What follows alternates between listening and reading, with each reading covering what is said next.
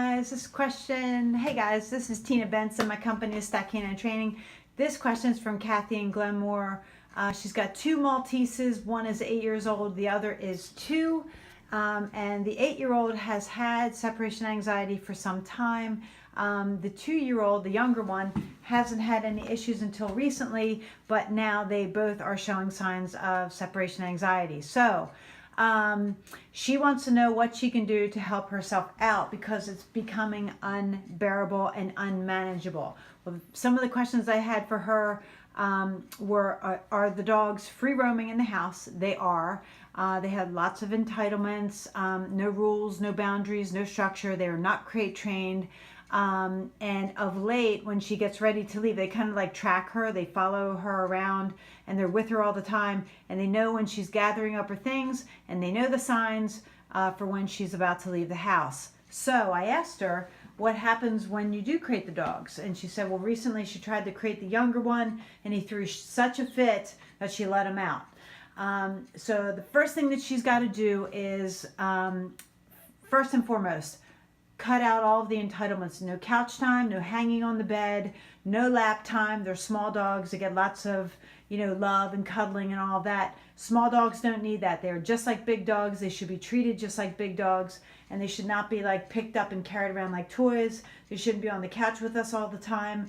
Cuddling is one thing, but now she's got a serious problem times 2 that she needs to deal with, and so cuddling and things like that are off the table. So she's got to cut off the access to her. So no following her around the house and tracking her movements and taking notes of when she's going to leave, because that's what gets them started. And she needs to immediately start crate training them. So what you're going to do is just get everything set up. Get yourself your crate. For this lady, I'm going to just directly deal with her questions. So get yourself your 2 crates, get them set up in rooms. I would set them up separately.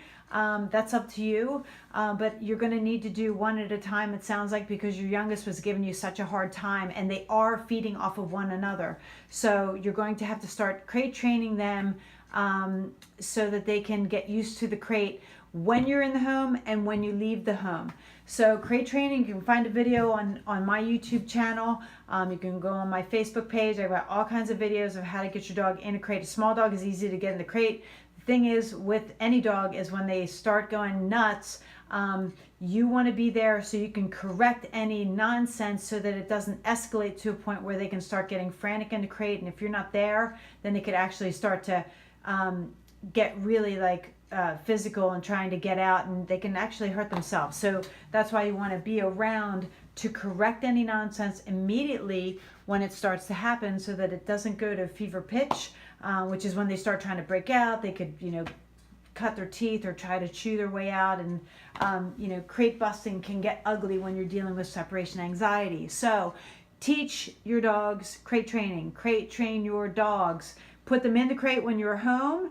Put them in the crate when you leave. And when you are getting ready to leave, put your dogs in the crate long before you are leaving. So maybe an hour before you leave. So what I would do, take them for a nice structured walk. So this is a structured walk is basically a walk where your dog walks nicely by your side. It's a mental and physical drain. It mentally drains the brain for a dog, even a small dog, to walk nicely by your side. But you get the dog to walk nicely by your side for 20, 30 minutes, nice brisk walk. Take them inside, park them on place. Place is it's a command where you put your dog on a pet cot and you make them do their, it's called place with duration. It's like putting your dog on meditation on the pet cot. This also mentally drains the brain. So you're doing 2 things before you actually crate them up that is just going to exhaust them. So by the time you go to put them in the crate, they're nice and tired. They're in a mentally very good space. So when you crate them up, they're just going to fall asleep. And by the way, dogs sleep a lot of the time. So don't feel badly about putting your dog in a crate for several hours at a time. An 8-year-old, a 2-year-old dog can spend 8 hours in a crate, no problem. So don't feel badly about that. When you need to go out and do things, I mean, your dogs need to be able to handle being in a crate.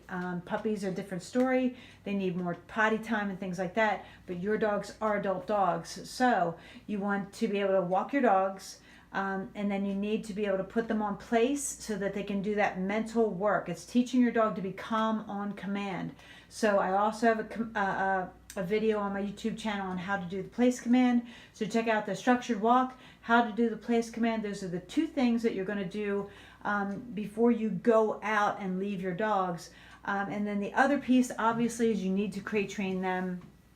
And the biggest thing about crate training them is correcting them when they start their nonsense when you first put them in there. So you need to be able to calm your dog when they're in the crate and they start acting out. Because once you teach your dog, I'm not going to allow that kind of shenanigan, then they learn, I better be quiet because I don't like this correction, right? So there's several things that you can do, and I also have a video on that. And so the things that you can do, you put your dog in the crate, and what they typically do is they start to fuss and they get, start barking and things like that. You immediately want to correct it so that it doesn't escalate. Once it escalates, it gets harder to correct. So you can take a metal pan and smack the top of the crate, tell them to knock it off. You can take a bonker, which is a rolled up towel, and then you can bonk the crate, or you can grab the top of the crate and shake it. It's called quaking the crate. These are three really effective corrections for interrupting that nonsense in the crate before it ever gets to become a thing. And so try these things, Kathy, and then let me know if they don't work. There are other methods that you can use. It depends on how bad the separation anxiety is. But you have some things that you really need to teach your dog. So you've got about like 4 things or videos. You go grab them off my YouTube channel, and then just train your dogs to do them. And then you're going to find a lot more peace in your household.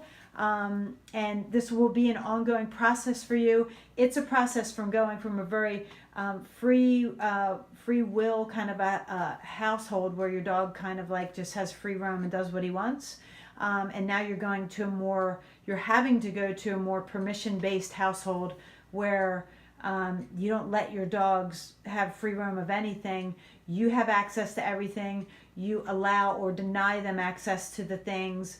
And then instead of free roaming, you provide structured play and structured walks and place, and you give them jobs to do, because dogs are working animals. They love to work. And so you just need to give them something that really mentally works their mind so that they develop impulse control and they get away from this habit of acting out whenever you go out. It's not healthy for dogs. It's very stressful for dogs and for you and the household, for them to have separation anxiety.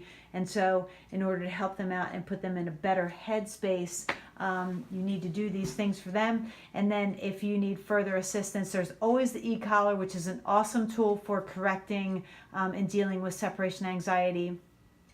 So hit me up in the comments if you have other questions. You know how to reach me. And if you have any questions, anyone, post your questions here and I'll address them on my next YouTube Live. Have a good one, guys.